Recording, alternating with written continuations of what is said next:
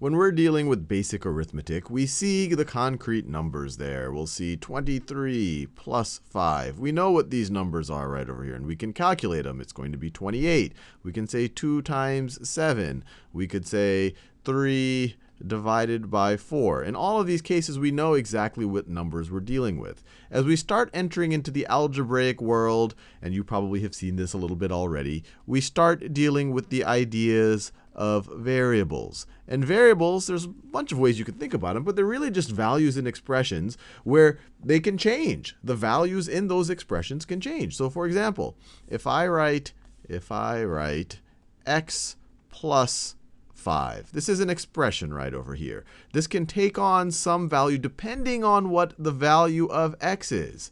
If x is equal to, if x is equal to 1, then x plus 5, our expression right over here, is going to be equal to 1, because now x is 1. It'll be 1 plus 5, so x plus 5 will be equal to 6.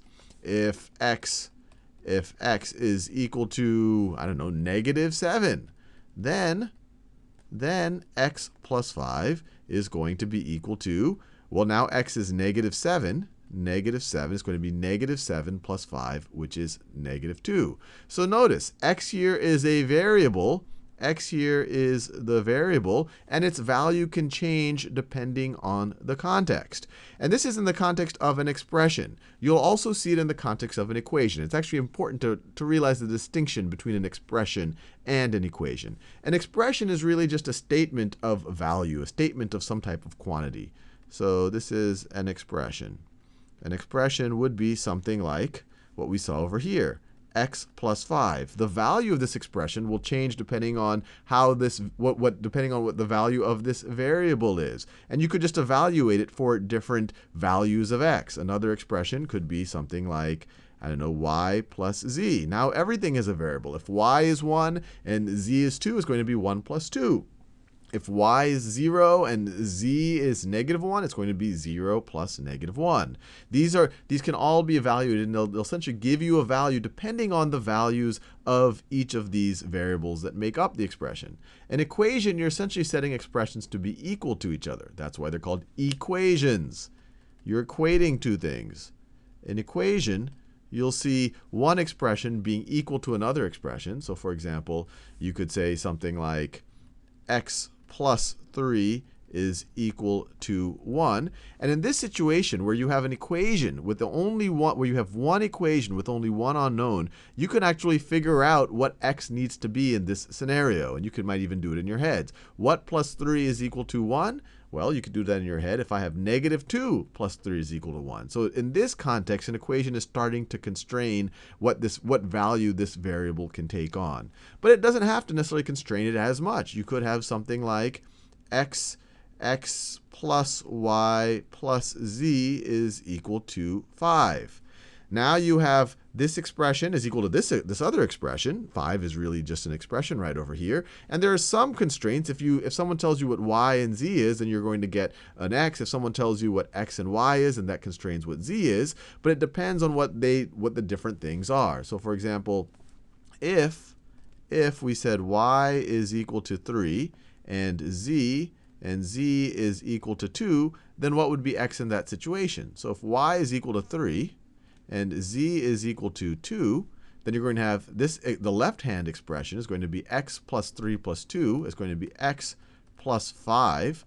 This part right over here is just going to be 5. X plus 5 is equal to 5. And so what plus 5 is equal to 5? Well, now we're constraining that x would have to be equal to 0. But the important point here, hopefully you realize the difference between expression and equation. Equation, essentially, you're equating two expressions. The important thing to take away from here is that a variable can take on different values depending on the context of the problem.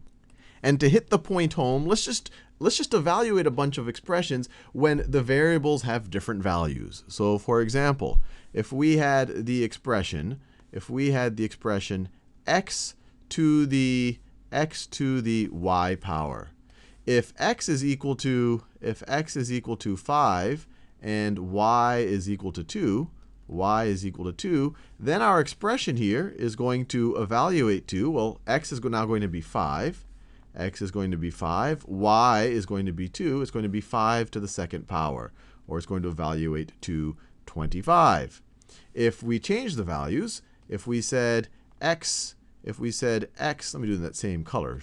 If we said x is equal to negative 2 and y is equal to 3, then this expression would evaluate to, let me do it in that.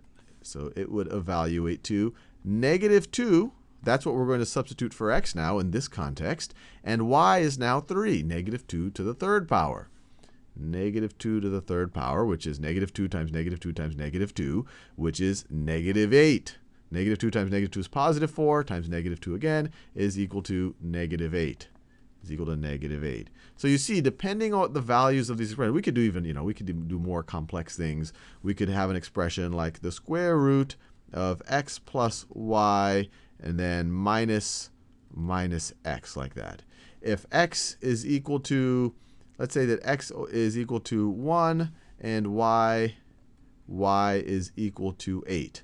Then this expression would evaluate to, well, every time we see an x, we want to put a 1 there. So we would have a 1 there, and you would have a 1 over there. And every time you see a y, you would put an 8 in its place. In this context, we're setting these variables. So you'd see an 8. So under the radical sign, you would have a 1 plus 8. So you would have the principal root of 9, which is 3.